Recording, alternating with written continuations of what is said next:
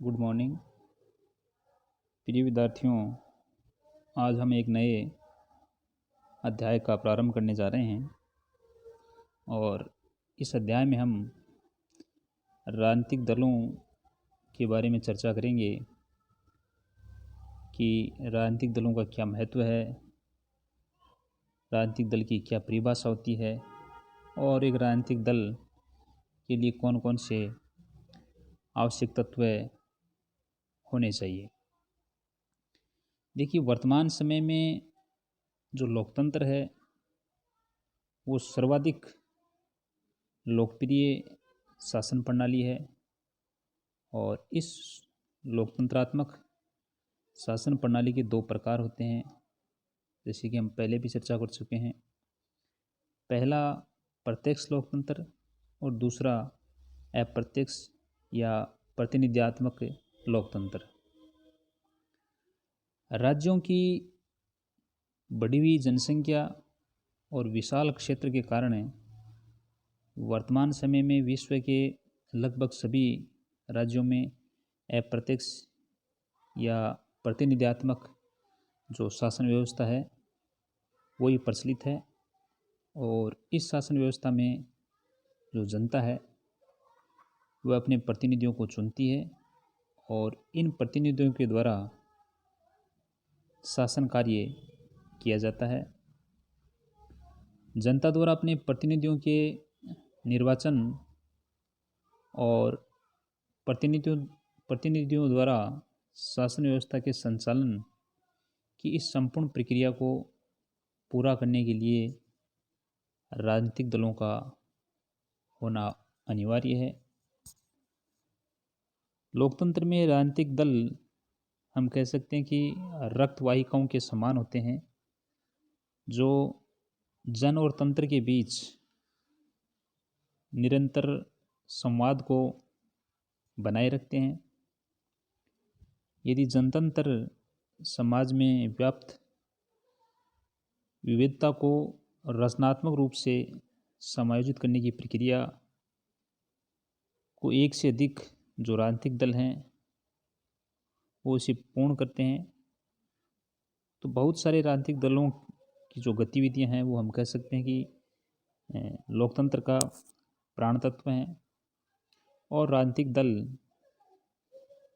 सरकार और जनता के बीच एक कड़ी का कार्य करते हैं। हालांकि राजनीतिक दलों में कुछ विकृतियां या राजनीतिक व्यवस्था में कुछ विकृतियों ने जरूर जन्म ले लिया, इसलिए कुछ विचारक जैसे जयप्रकाश नारायण और मानवेंद्र नाथ राय ने दल विहीन लोकतंत्र का विचार रखा। लेकिन यथार्थ के धरातल पर जो राजनीतिक दलों की भूमिका है वो आवश्यक है और दल विहीन जो लोकतंत्र है वो अपनी तमाम खूबियों के बावजूद भी हम कह सकते हैं कि एक स्वप्न लोक की विचार ही रह गया। निर्वाचन प्रक्रिया को सुसंबद्ध बनाने या संपन्न करने, जनमत का निर्माण करने, सरकार का संचालन करने और सार्वजनिक जो नीतियां हैं उनका निर्धारण करने और जनता में राजनीतिक जो प्रशिक्षण है उसमें हम कह सकते हैं कि राजनीतिक दलों की महत्वपूर्ण भूमिका है। तो राजनीतिक दलों का लोकतंत्र में बहुत महत्व है, क्योंकि मानव एक विवेकशील प्राणी है और मानव की इस विवेकशीलता के कारण ही एक ही प्रकार की जो समस्याएं हैं उनके संबंध में अलग अलग व्यक्तियों द्वारा अपने अलग अलग विचार व्यक्त किए जाते हैं और विचारों की इस भिन्नता के साथ ही अनेक व्यक्तियों में आधारभूत बातों के संबंध में कुछ समानता पाई जाती है और विचारों की समानता रखने वाले ये व्यक्ति अपनी सामान्य विचारधारा के आधार पर जो शासन की शक्ति है उसे प्राप्त करने और अपनी नीति को कार्य रूप में परिणित करने के लिए प्रयास करते हैं। और इस उद्देश्य को दृष्टि में रखकर उनके द्वारा जिन संगठनों का निर्माण किया जाता है उन्हें हम राजनीतिक दल कहते हैं। राजनीतिक दलों की परिभाषा के संबंध में अलग अलग विचारकों ने अपने अलग अलग विचार व्यक्त किए हैं। एडमंड ब्रक के अनुसार राजनीतिक दल ऐसे लोगों का समूह होता है जो किसी ऐसे सिद्धांतों के आधार पर जिस पर वे एकमत हो अपने सामूहिक प्रयासों द्वारा जनता के हित में काम करने के लिए एकता में बंधे होते हैं। ये विचार एडमंड ब्रक का है। गेटल के अनुसार राजनीतिक दल उन संगठित नागरिकों का समूह होता है जो एक राजनीतिक इकाई के रूप में कार्य करते हैं और जिनका उद्देश्य अपने मतदान के प्रयोग द्वारा सरकार पर नियंत्रण करना व अपनी सामान्य नीतियों को क्रियान्वित करना होता है। इसी प्रकार मैकआइवर कहता है कि राजनीतिक दल एक ऐसा समुदाय है जो किसी ऐसे सिद्धांतों अथवा ऐसी नीति के समर्थन के लिए संगठित हुआ हो जिसे वह वैधानिक साधनों से सरकार का आधार बनाना चाहता है। तो ये कुछ विद्वानों की राजनीतिक दलों के संबंध में कुछ परिभाषाएं थी। अब राजनीतिक दल बनाने के लिए क्या क्या आवश्यक तत्व हैं कि एक राजनीतिक दल का निर्माण करने के लिए क्या क्या होना चाहिए। तो पहली बात जो हम कह सकते हैं कि संगठन। ये राजनीतिक दलों का पहला जो आवश्यक तत्व है वो है कि वे जो भी व्यक्ति इकट्ठे हो रहे हैं वे आपस में संगठित होने चाहिए, क्योंकि आधारभूत समस्याओं के संबंध में एक ही प्रकार के विचार रखने वाले व्यक्ति जब तक संगठित नहीं हो सकते उस समय तक उन्हें राजनीतिक दल नहीं कहा जा सकता। और राजनीतिक दलों की शक्ति उनके संगठन पर ही निर्भर करती है और संगठन के आधार पर ही उनके द्वारा जो शासन की शक्ति है उसे प्राप्त करें अपनी नीतियों को क्रियान्वित करने का प्रयास किया जाता है।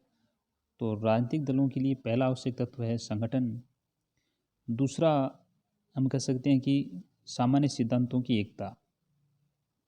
राजनीतिक दल का संगठित रूप में कार्य करना उसी समय संभव है जब जो राजनीतिक दल के जो सदस्य हैं उनमें आपस में सामान्य सिद्धांतों के संबंध में समानता होनी चाहिए, यानी वो एक ही प्रकार के विचार रखते हो, क्योंकि एकमतता के अभाव में वे आपस में ही सहयोग नहीं कर पाएंगे, इसलिए उनमें एकता होनी आवश्यक है।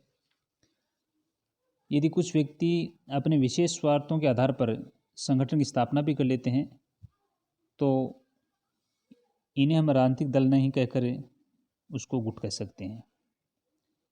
तीसरा राजनीतिक दलों के लिए जो आवश्यक तत्व है वो है संवैधानिक साधनों में उनका विश्वास होना चाहिए। राजनीतिक दलों के लिए आवश्यक है कि संगठन होने के साथ साथ उनमें विचारों की भी समानता होनी चाहिए और उन विचारों को क्रियान्वित करने के लिए जो उनकी नीति है, उनके जो विचार हैं, उनको कार्य रूप में क्रियान्वित करने के लिए ये ज़रूरी है कि वे संवैधानिक जो साधन हैं उनका प्रयोग करें। मतदान और मतदान के निर्णय में जो मतदाता जो निर्णय देते हैं उनमें उनका विश्वास होना चाहिए। असंवैधानिक साधनों जैसे हिंसा, सशस्त्र क्रांति, इन साधनों में विश्वास रखने वाले संगठनों को हम राजनीतिक दल नहीं कह सकते। चौथा, शासन पर प्रभुत्व की इच्छा होनी चाहिए। राजनीतिक दल का ये आवश्यक तत्व है कि उनका उद्देश्य शासन पर अपना प्रभुत्व स्थापित करना और शासन पर प्रभुत्व स्थापित करके उनके जो भी विचार हैं, जो भी नीतियां हैं, उनको कार्य रूप में अमली जामा पहनाना होता है। यदि कोई संगठन शासन से बाहर रहकर कार्य करना चाहता है तो उसे हम राजनीतिक दल नहीं कह सकते। अगला जो आवश्यक तत्व है वो है राष्ट्रीय हित। तो राजनीतिक दलों के लिए आवश्यक है कि दल का निर्माण करते समय उन्हें किसी जाति, धर्म या वर्ग के हितों को ध्यान में रखकर उसका निर्माण नहीं किया जाना चाहिए, बल्कि राज्य के हित में या राज्य के हित की दृष्टि को रखकर उनके द्वारा कार्य किया जाना चाहिए। क्योंकि जो ब्रग ने राजनीतिक दलों की परिभाषा दी है, ब्रग कहता है कि राष्ट्रीय हित की वृद्धि के लिए संगठित समुदाय को ही राजनीतिक दल कहा जा सकता है। तो ये राजनीतिक दलों के कुछ आवश्यक तत्व थे। तो इस प्रकार हम कह सकते हैं कि राजनीतिक दल आधारभूत समस्याओं के संबंध में संगठित लोगों का एक ऐसा संगठन है जिनमें आपस में विचारों की एकता होती है और वे ऐसे संगठित समुदाय होते हैं जिनके द्वारा अपने विचारों को कार्य रूप में परिणित करने के लिए केवल संवैधानिक मार्ग को ही अपनाकर शासन की शक्ति पर प्रभुत्व स्थापित करने का प्रयास किया जाता है और जिनका उद्देश्य राष्ट्रीय हित में, जिससे उन राष्ट्रीय हित में वृद्धि होती हो। तो ये राजनीतिक दलों के कुछ आवश्यक तत्व थे। तो इस व्याख्यान में हमने राजनीतिक दलों का क्या महत्व है, राजनीतिक दलों की परिभाषा और राजनीतिक दलों के जो आवश्यक तत्व हैं उसके बारे में चर्चा की। तो आज के व्याख्यान में इतना ही। धन्यवाद।